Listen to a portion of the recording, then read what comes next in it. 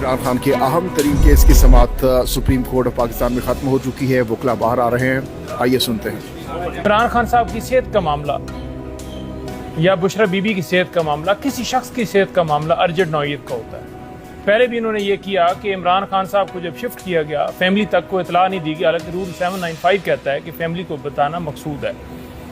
इमरान खान की हेल्थ के ऊपर इतनी गफलत बरती गई कि आज आप देख लें कि हम सुप्रीम कोर्ट हो, हाई कोर्ट हो, एहतजाज हो, KP हाउस के सामने, पार्लियामेंट के सामने, जिस जिस जगह पर आपने देखा, हमारे करने के बावजूद दरखास्तों के ऊपर समाअत तक तो दूर की बात, एप्लीकेशंस में दायर की और उसमें वकालतनामे तक लेने के अंदर हमें दुश्वारी पेश आती रही। और हाई कोर्ट की इंटरवेंशन के बाद जाकर हमें वकालतनामे मिले।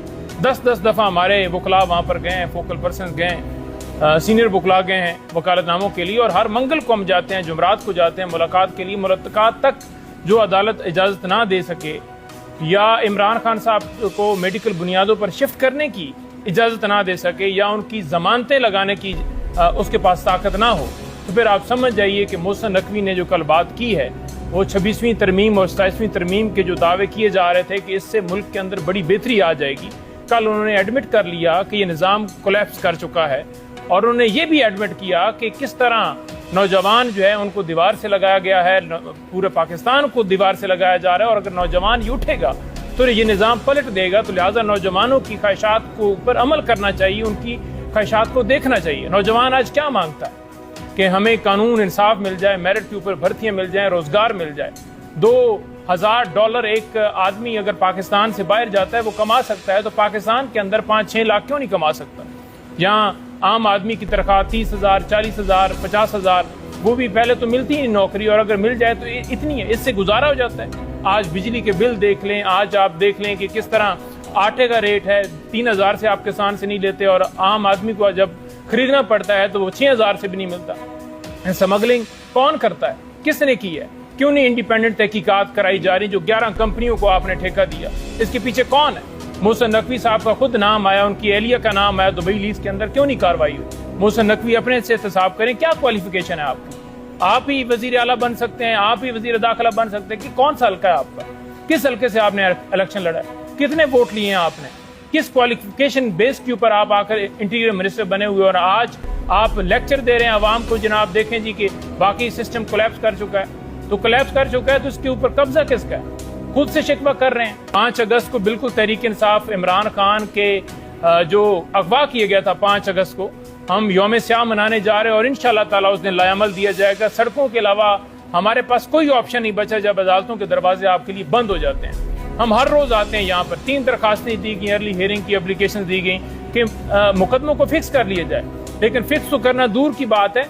यहाँ इंसाफ जो है वो लेने के लिए आप रोजाना आते रहें, रोजाना फिरते रहें। आपको वकालतनामे, जैसे मैंने पहले आगाज में कहा, वो तक लेने की आज भी अदालत को पता था कि वकालतनामे नहीं दिए गए, और 7 दिन का टाइम, भाई वकालतनामे पे 7 दिन का टाइम क्यों? नवाज शरीफ के लिए जब उसको लंदन भिजवाना था तब 7 दिन लगाए गए थे। तो ये नाइंसाफी है मुल्क के सबसे बड़े लीडर के साथ, इस तरह उसको जेल में रख के आइसोलेशन के अंदर डालकर और फिर उनको आईनी हक ना देना, जिसमें हम भरपूर तरीके से हर सतह पर आवाज़ बुलंद करते रहेंगे।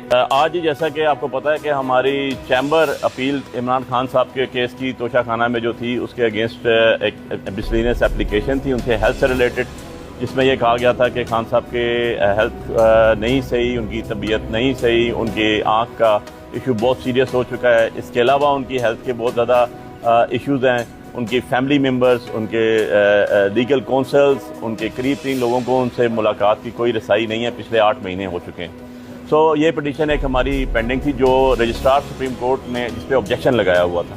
आज वो ऑब्जेक्शन के साथ जो है चैम्बर इन अपील जिसके खिलाफ हमने की थी ऑब्जेक्शन के इन चैम्बर अपील होती है वो फाइल हुई थी, जो आज फिक्स हुई। और आज chief justice of Pakistan Yahya Afridi साहब ने उसको ओपन कोर्ट में हियरिंग की और इनफैक्ट ऑब्जेक्शन जो है वो रिमूव हुआ और उसके अंदर हमें वकालतनामा जमा करने के लिए भी 7 दिन का टाइम दिया गया। जबकि भंडारी साहब ने उसको रिप्रेजेंट किया इमरान खान साहब को और उन्होंने कहा कि जी हम तो अभी तैयार हैं वकालतनामा देने के लिए, हमें वकालतनामे, हमारी पिटीशंस थी जिसके बाद हमें वकालतनामे नहीं दिए जा रहे थे और जब वो वकालतनामे हमें दिए गए तो हम उसके अंदर जो है जब जो ही हमारे पास पहुँचे तो हम सबमिट करने के लिए तैयार हैं। जिस पर चीफ जस्टिस साहब ने कहा कि 7 दिन का टाइम है, इसके अंदर आप सबमिट कर दें जबकि हमने कहा था कि हम तो आज भी सबमिट करते हैं और इंशाल्लाह होपफुली आज सबमिट हो जाएंगी। और ये दूसरी पिटीशन एक ऑलरेडी सेहत के हवाले से खान साहब की पेंडिंग थी, जो अलीमा खान साहबा की तरफ से थी, ये उसके साथ क्लब कर दी गई हैं, दोनों इकट्ठी कर दी गई हैं और दोनों जो है फिर अब इकट्ठी सुप्रीम कोर्ट के अंदर फिक्स होगी जी। जो हेल्थ इश्यूज होते हैं वो इश्यू ऑफ अर्जेंसी होते हैं और इन पे फौरी तौर पे एक्शन लिया जाना चाहिए। ये बात खुशाइंद है कि ऑब्जेक्शन रिमूव किए गए और ऑब्जेक्शन भी पैदा करता था जेल सुपरिटेंडेंट की तरफ से कि खान साहब के वकालतनामे नहीं दिए जा रहे थे। लेकिन जब आज वकालतनामा आ गया तो भंडारी साहब ने खास तौर पे अदालत में अर्ज की कि जनाब मैं आज ही वकालतनामा देता हूं, तो इसको एज अर्जेंट केस फिक्स किया जाए, अर्ली हियरिंग के लिए फिक्स किया जाए। खैर उसमें 7 डेज का कहा गया, जो मेरा ख्याल है हेल्थ इश्यूज में इस हवाले से काफी ज्यादा डिले है। ये वो कहते हैं justice delay is justice denied. दूसरी बात ये है कि जब अब केस की फिक्सेशन की, अब जब ये ऑब्जेक्शन रिमूव हो चुका है, ये केस जल्द से जल्द फिक्स होना चाहिए। मैं आपको जेल रूल्स की बात करना चाहूंगा। हमारे जेल का एक रूल है, रूल नंबर 1029। वो रूल ये कहता है कि जब भी कोई कैदी बीमार होगा तो ये मुतलका इंचार्ज की जेल सुपरिटेंडेंट की जिम्मेदारी है कि वो डॉक्टर को आगाह करे, उसका ट्रीटमेंट कराए। अगर वो ये ऐसा नहीं करता तो that is a criminal negligence, ये पीनल कॉन्सिक्वेंसेस रखता है। इसके मुतालिक उस सुपरिटेंडेंट के खिलाफ एफआईआर हो सकती है। और इसी तरह का एक केस एप्लीकेशन दे रखी है बुशरा बीबी ने कि बुशरा बीबी के साथ इतना बुरा सलूक किया। मरियम बल्कीस नामी एक इंचार्ज है खवातीन की बैरक इंचार्ज, उनके उसके बारहा बुशरा बीबी ने कहा कि मेरा ट्रीटमेंट कराया जाए, मेरी आंख में शदीद तकलीफ है, लेकिन उसको जानते बूझते नजरअंदाज किया गया। और उसका क्या नतीजा निकला? उसका ये नतीजा निकला कि अप्रैल में जब पता नहीं किस तरह से ये बात डॉक्टर तक पहुंची, फिर उनका इलाज कराना पड़ा और इलाज भी बाहर से कराया गया। अल-शिफा आई हॉस्पिटल से उनकी सर्जरी करानी पड़ी। और ये क्यों एग्रीवेट हुई, ये बीमारी क्यों बिगड़ी? ये इसलिए बिगड़ी है कि रूल 1029 की वायलेशन की गई।